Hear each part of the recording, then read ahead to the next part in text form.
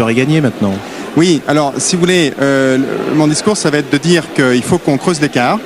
Et il faut qu'on creuse l'écart pour deux raisons. D'abord pour bien ancrer la gauche à la Croix-Rousse. Et deuxièmement parce que derrière, il y a un enjeu aussi en termes de nombre de sièges. Plus on creuse l'écart et plus on peut avoir de sièges. Si on gagne... Vous êtes candidate dans les élections cantonales dans le 13e canton, si je ne me trompe pas. À Montchat. Voilà, Montchat, vous êtes avec 43% ou un petit peu plus de 43%. Donc en ballottage favorable, dirons-nous. Est-ce que vous profitez vous aussi de la vague rose dont parlait Éric Lafont il y a une seconde? Sans doute pour partie. Et puis je crois avoir, durant ces quelques mois de campagne, été au contact des habitants de Montchat. C'est vrai que l'intérêt d'un canton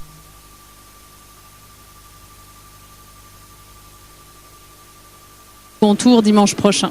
Est-ce que vous avez été surpris vous aussi par ce qui s'est passé ce soir dans la ville de Lyon?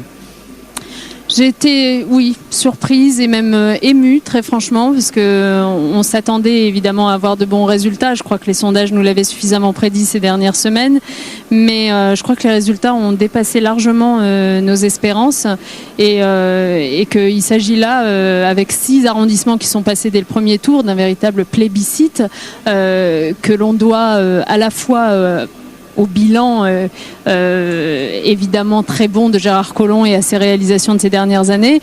Mais je pense au-delà de ce bilan, parce qu'on sait qu'un bilan n'est jamais l'assurance d'une réélection, au-delà de ce bilan, à la dynamique qu'a su impulser Gérard Collomb pendant cette campagne, au fait qu'il ait su faire rêver les Lyonnais en leur présentant une équipe profondément renouvelée, une équipe notamment avec des candidats qui, pour 30% d'entre eux, venaient de la société civile, qui proposaient tout autre chose. Voilà, une dynamique, une ambition pour la ville que les Lyonnais ont su reconnaître et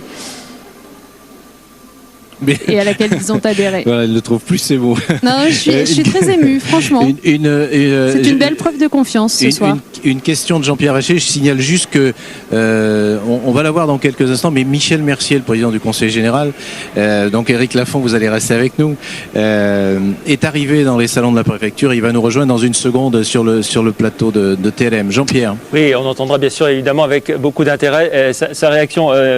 Najat Vallaud-Belkacem, bonsoir. En fonction des résultats de ce qui peut se passer au deuxième tour, si jamais le groupe socialiste est en position au Conseil général de jouer les arbitres dans le cadre d'un duel possible entre M. Mercier et l'UMP, est-ce que vous êtes prête à arbitrer dans un sens ou dans un autre ? Bien entendu, mais je crois qu'il faudra attendre d'abord le résultat des élections dimanche prochain avant de se prononcer davantage. Si mes informations sont justes, je crois que nous sommes à 4 sièges près en possibilité de faire basculer la présidence du Conseil général. Donc ce qui se joue dimanche prochain est extrêmement important. Et l'avantage, c'est vrai, avec le fait que 6 arrondissements de la ville soient d'ores et déjà passés au premier tour, c'est que peut-être pendant la semaine qui vient, on va pouvoir concentrer notre attention sur ces élections cantonales qui sont absolument essentielles et sur les conséquences que pourrait avoir un éventuel succès de ma part, par exemple. Bien, merci Najat Belkacem. Et alors Jean-Pierre, je dois rectifier, et puis Éric Lafont va être déçu aussi parce que Michel Mercier, finalement, il veut pas venir sur le plateau de TLM, il veut pas répondre à nos questions. Pourtant, on en avait beaucoup. Pour repréciser ma question à Najat Vallaud-Belkacem, dans l'hypothèse où le groupe socialiste ne serait pas le premier et ne serait pas en position de prendre la présidence du Conseil général, et dans le cadre où il y aurait un duel et où ça se jouerait entre l'UMP et le modem Michel Mercier, est-ce que vous êtes prête, vous, socialiste, à sauver le soldat Mercier plutôt que d'avoir un UMP président du Conseil général ? Difficile de répondre à votre question aujourd'hui.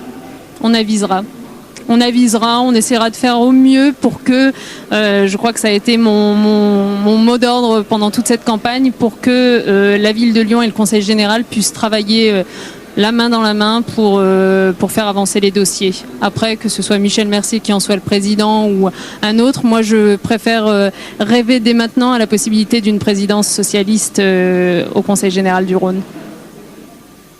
Merci. Merci Najat Belkacem. Merci Éric Lafont d'être venu sur le plateau de TLM. À vous Jean-Pierre. Oui, alors on va retrouver Sylvie Roland qui va nous donner un certain nombre de résultats.